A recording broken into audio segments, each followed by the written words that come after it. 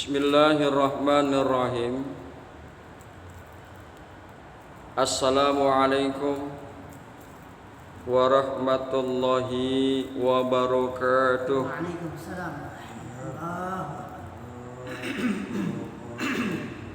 Pagi hari ini pembahasan kita yakni Al-An'am ayat 106 sampai dengan 107, di mana di dalam ayat 106 sampai dengan 107 Allah kemukakan ittabi' ma uhiya ilaika mir rabbika, ikutilah apa yang telah diwahyukan kepadamu dari Tuhanmu. La ilaha illa huwa, tidak ada Tuhan selain Dia. Wa a'rid anil musyrikin, dan berpalinglah dari orang-orang musyrik. Walau sya'allahu ma asyraku, dan kalau Allah menghendaki, niscaya mereka tidak mempersekutukannya, tidak mempersekutukan Allah. Wa ma ja'alnaka 'alaihim hafizun, dan kami tidak menjadikan engkau pengawas bagi mereka. Wa ma anta 'alaihim biwakil, dan engkau sekali-kali bukanlah pemelihara bagi mereka. Itulah kira-kira terjemahan daripada Al-An'am ayat 106 sampai dengan 107. Setelah ayat yang lalu membuktikan bahwa wahyu-wahyu Allah demikian istimewa sampai-sampai kaum musyrikin pun menuduh bahwa Nabi Muhammad sallallahu alaihi wasallam mempelajarinya dari sumber yang berpengetahuan, maka sangat wajar jika ayat yang lalu itu disusul dalam ayat ini dengan perintah ittabi ma uhiya ilaika mir rabbika, ikutilah wahai Nabi Muhammad sallallahu alaihi wasallam dan wahai seluruh kaum muslimin, dengan mengamalkan secara terus-menerus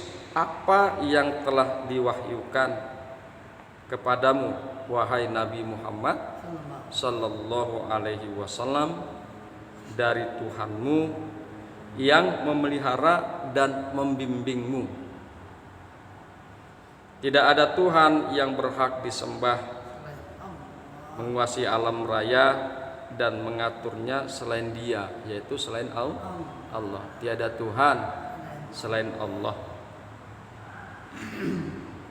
Sehingga tidak ada yang wajar diikuti tuntunannya kecuali tuntunan Allah, dan tidak wajar mengarahkan harapan kepada selain Allah. Dan karena itu pula berpalinglah dari orang-orang musyrik, yakni jangan hiraukan gangguan mereka sambil terus mengajak ke jalan Tuhanmu, sambil terus mengajak ke jalan Tuhanmu. Berpaling tuh, berpaling dari orang-orang musyrik. Wa a'rid anil musyrikin, dan berpalinglah dari orang-orang musyrik. Memang kami tahu dan menyaksikan bahwa mereka mengganggumu, bahkan mempersekutukan Allah. Tetapi sebenarnya jika Allah menghendaki, maka tentu mereka tidak akan mengganggumu. Dan juga kalau Allah menghendaki, mereka beriman kepadanya, yakni kepada Allah. Niscaya sejak semula mereka tidak mempersekutukannya. Allah yang mengawasi mereka, dan kami tidak menjadikan engkau, hai Nabi Muhammad, pemelihara bagi mereka. Allah tidak menjadikan Nabi Muhammad pemelihara bagi orang-orang musyrik. Dan engkau sekali-kali atas kemauan sendiri bukanlah pemelihara mereka, bukanlah pemelihara orang-orang musyrik. Hadirin yang berbahagia, hamba-hamba Allah yang mudah-mudahan selalu dirahmati oleh Allah Subhanahu wa taala. Kemudian marilah sama-sama kita akan coba lihat tafsir Jalalain. Di dalam tafsir Jalalain dikemukakan ittabi' ma uhiya ilaika mir rabbika, ayil Quran, ikutilah olehmu apa-apa yang diwahyukan kepadamu dari Tuhanmu. Apa-apa yang diwahyukan itu ditafsirkan oleh beliau Al-Quran. Ittabi'il Quran, ikutilah olehmu akan Al-Quran. Wala la ilaha illa huwa, tidak ada Tuhan kecuali Dia. Dia di sini adalah Allah. Tidak ada Tuhan kecuali Allah. Wa a'rid anil musyrikin, dan berpalinglah daripada orang-orang musyrik. Berpalinglah dari orang-orang musyrik. Walau sya'allahu ma asyraku, dan jikalau Allah menghendaki, niscaya mereka tidak akan musyrik. Wa ma ja'alnaka alaihim hafizan, dan tidaklah kami menjadikan engkau wahai Muhammad atas mereka sebagai pemelihara. Raqiban fatujazihim bi a'malihim, kami tidak menjadikan engkau sebagai pemelihara mereka, lalu engkau memberikan balasan kepada mereka bi'a'malihim, dengan amal perbuatan mereka. Jadi Allah tidak menjadikan Kanjeng Nabi sebagai pemelihara untuk orang-orang musyrik. Wa ma anta alaihim biwakil, dan tidaklah engkau atas mereka wakil. Fatajburuhum alal iman, lalu engkau wahai Muhammad memaksa mereka atas iman. Kami tidak menjadikan engkau sebagai wakil atas mereka, lalu engkau memaksa mereka untuk beriman. Wahadza, dan bermula ini, ayat ini, qoblal amri bil qitali, sebelum perintah dengan peperangan, memerangi. Jadi ayat ini turun sebelum perintah peperangan. Hadirin yang berbahagia, hamba-hamba Allah yang mudah-mudahan selalu dirahmati oleh Allah Subhanahu wa taala. Kemudian kita akan coba melihat daripada penafsiran daripada yang lain. Perhatikan kata-kata ittabi dalam awal kalimat, ittabi ma uhiya ittabi, ikutilah. Ittabi ma uhiya ilaika mir rabbika, ikutilah olehmu hai Muhammad apa-apa yang diwahyukan kepadamu, mir rabbika, dari Tuhanmu. Kata ittabi, perhatikan kata ittabi. Kata ittabi terambil dari kata tabi'a, yang pada mulanya berarti mengikuti jejak pejalan. Maka ini berkembang sehingga berarti melakukan apa yang dilakukan pihak lain. Ya. Dari sini berkembang lagi maknanya sehingga dipahami dalam arti memperkenankan perintah dan mengamalkan apa yang diperintahkan oleh yang diikuti. Juga dalam arti menyertai terus-menerus, karena siapa yang mengikuti sesuatu pasti menyertainya, mengiringinya. Kita kan kalau mengikuti seseorang, kita mengiringinya terus, mengikutinya terus. Kita nggak tahu jalan. Kemudian ada orang yang memberikan petunjuk jalan. Kalau kita sebut bahasa Inggrisnya guide, penunjuk jalan. Nah kita kan karena nggak tahu jalan, kita mengikuti, ya, mengikuti terus menerus kemana dia berjalan.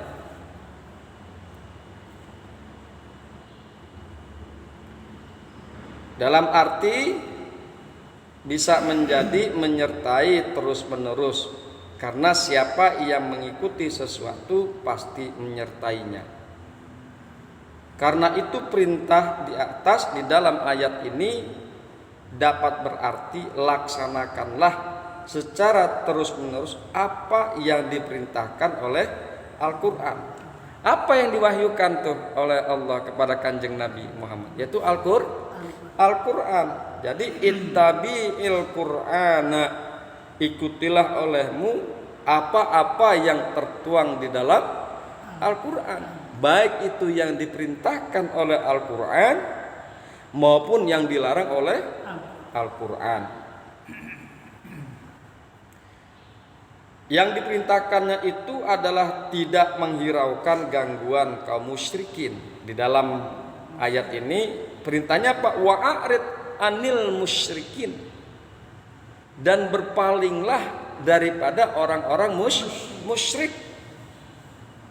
Dapat juga berarti terus-meneruslah berdakwah, menyampaikan tuntunan Al-Qur'an, dan janganlah bersikap lemah atau berkompromi dalam bidang akidah dengan kaum musyrikin, serta tidak juga gangguan mereka mempengaruhi semangatmu dan semangat kaum muslimin. Nggak boleh tuh. Gangguan-gangguan orang musyrik justru menyurutkan semangat kita untuk dakwah. Jangan sampai terjadi gangguan-gangguan orang musyrik justru melemahkan kita untuk berdakwah di jalan Allah.